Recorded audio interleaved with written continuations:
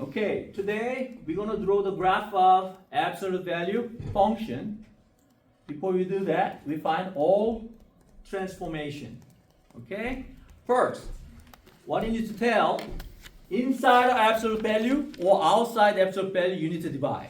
Two different types. So inside means inside this absolute value sign right here. So inside means 2x minus 6, that's inside. But outside there's negative 2 and plus 3, this is outside. Okay, let's deal outside first. Outside, we're dealing with y. Okay? So number one. So outside is negative 2, and then there's the absolute, right? So this negative 2 times something, right? So let's deal with this time 2 first. Time 2 means y value all the time, added it, you take it, right? So y value means vertical, right? And time 2 means y value become twice bigger, right? We call it vertical stretch, okay? And this is almost more than 1, then become smaller. We call it shrink, okay? So times 2 means vertical stretch. We use fancy word by a factor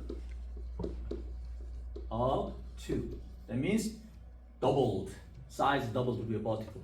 Everybody got it? And here, not just 2, but negative out there. That means y become negative y, which means y here become negative y right there, right? So y become negative y means x-axis reflection. X-axis reflection. So y become negative y. That's x-axis reflection. Okay? And plus 3 out there, right? Plus 3 right here. So that's plus 3. So y plus 3, right? Which means vertically u. Y plus 3 means up 3 unit. Minus means down, right? So 3 unit up. You can say that way. Vertical translation 3 up. You can say that way. Everybody got that? Now let's deal with inside the absolute value. Inside the absolute value, we see 2x minus 6. We see that there, right? So 2x minus 6. That means from x times 2, right? So x times 2 times 2. That means horizontal all the time, opposite or reciprocal. Okay? So times 2 means now reciprocal. Reciprocal means it's a 2 over 1. That means become 1/2. So you can say by a factor of 1/2. And this is x, then horizontal. Horizontal, and the factor is 1/2. That means become smaller. Horizontally shrink. So horizontal shrink by a factor of 1/2. You can say that. Okay? But here looks like a plus 6. But all the time absolute value inside of that making 0, you need to find x value.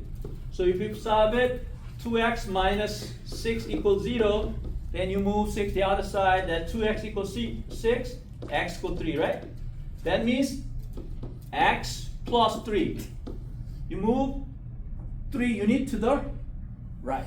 Okay? So this making that much, 3 units, right. So that was a 5 transformation. Everybody got it? From the parent function y fx equals absolute value x, from there this 5 transformation.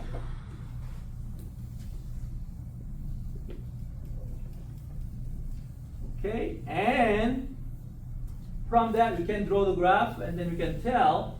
So one thing, we need to find vertex. Vertex is horizontal and vertical translation only.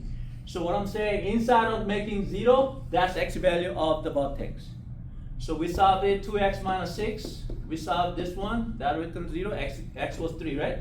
And then if we put x equal 3, that becomes 0. 0 times anything 0, y value 3.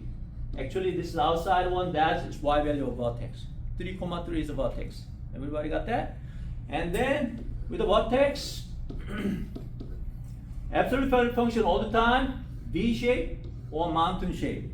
Okay? Among those, when leading coefficient, the in front of it that's positive, then but the V shape and minus, like a mountain shape. This one will be mountain shape, but in the middle, because this very point, we call this point, sharp point, we call it vertex. Vertex is very important. It's right in the middle.